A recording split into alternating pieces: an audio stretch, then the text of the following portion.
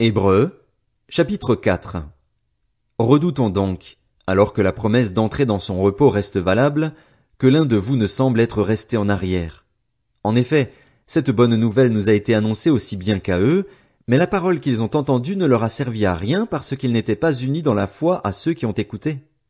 Quant à nous qui avons cru, nous entrons dans le repos, dans la mesure où Dieu a dit, « J'ai juré dans ma colère, ils n'entreront pas dans mon repos. » Pourtant, son travail était terminé depuis la création du monde. En effet, il a parlé quelque part ainsi au sujet du septième jour, et Dieu se reposa de toute son activité le septième jour. Et dans ce passage il dit encore, « Ils n'entreront pas dans mon repos. » Ainsi, certains ont encore la possibilité d'y entrer, et les premiers à recevoir cette bonne nouvelle n'ont pas accédé au repos à cause de leur désobéissance. C'est pourquoi Dieu fixe de nouveau un jour, aujourd'hui, en disant bien longtemps après par David cette parole déjà citée, « Aujourd'hui, si vous entendez sa voix, n'endurcissez pas votre cœur. » Si Josué leur avait effectivement donné le repos, Dieu ne parlerait pas après cela d'un autre jour. Il reste donc un repos de sabbat pour le peuple de Dieu. En effet, celui qui entre dans le repos de Dieu se repose lui aussi de son activité, tout comme Dieu s'est reposé de la sienne. Empressons-nous donc d'entrer dans ce repos afin que personne ne tombe en donnant le même exemple de désobéissance. En effet, la parole de Dieu est vivante et efficace, plus tranchante que toute épée à deux tranchants, pénétrante jusqu'à séparer âme et esprit, jointure et moelle. Elle juge les sentiments et les pensées du cœur.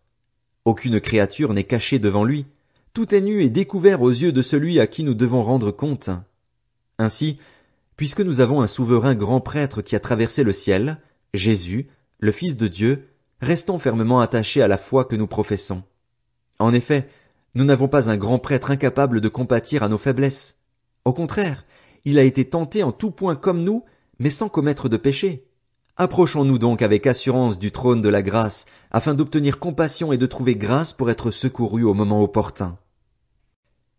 Hébreux, chapitre 5. En effet, tout grand prêtre pris parmi les hommes est établi en faveur des hommes dans le service de Dieu afin de présenter des offrandes et des sacrifices pour les péchés. Il peut avoir de la compréhension pour les personnes ignorantes et égarées, puisqu'il est lui-même aussi sujet à la faiblesse.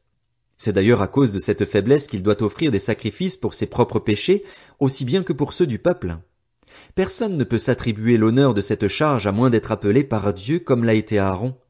Christ non plus ne s'est pas attribué la gloire de devenir grand prêtre. Il la tient de celui qui lui a dit, « Tu es mon fils, je t'ai engendré aujourd'hui. » Il dit aussi ailleurs, « Tu es prêtre pour toujours à la manière de Melchisédek. » Pendant sa vie terrestre, Christ a présenté avec de grands cris et avec larmes des prières et des supplications à celui qui pouvait le sauver de la mort, et il a été exaucé à cause de sa piété.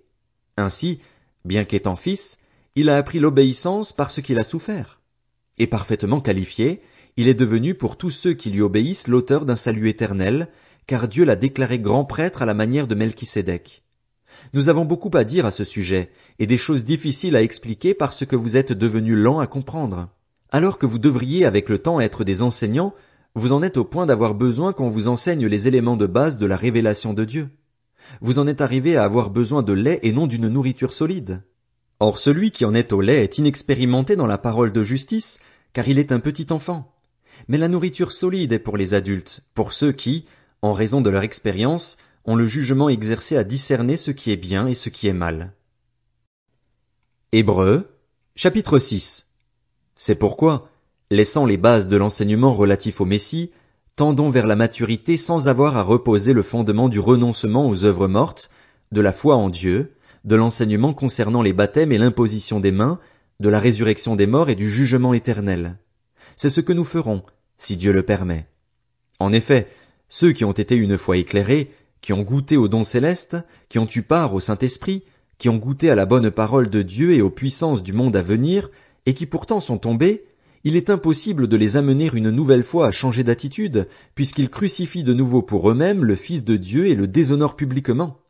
Lorsqu'une terre arrosée de pluies fréquentes produit des plantes utiles à ceux pour qui elle est cultivée, elle reçoit de Dieu sa part de bénédiction. Mais si elle produit des ronces et des chardons, elle est jugée sans valeur, bien près d'être maudite, et on finit par y mettre le feu. Même si nous parlons ainsi, bien-aimés, nous sommes convaincus qu'en ce qui vous concerne vous avez la meilleure part, celle qui est favorable au salut. En effet, Dieu n'est pas injuste pour oublier votre œuvre et le travail de votre amour. Vous avez démontré votre amour pour son nom par les services que vous avez rendus et que vous rendez encore aux saints, et nous désirons que chacun de vous fasse preuve du même zèle pour conserver jusqu'à la fin une pleine espérance. Ainsi vous ne vous relâcherez pas, mais vous imiterez ceux qui, par la foi et la patience, reçoivent l'héritage promis. Lorsque Dieu a fait la promesse à Abraham, comme il ne pouvait pas prêter serment par plus grand que lui, il a juré par lui-même en disant « Certainement, je te comblerai de bénédictions et je multiplierai ta descendance. » C'est ainsi qu'après une attente patiente, Abraham a obtenu ce qui lui avait été promis. Or, les hommes jurent par plus grand qu'eux et le serment est une garantie qui met fin à toute contestation. C'est pourquoi Dieu, voulant montrer plus clairement encore aux héritiers de la promesse le caractère irrévocable de sa décision, est intervenu par un serment.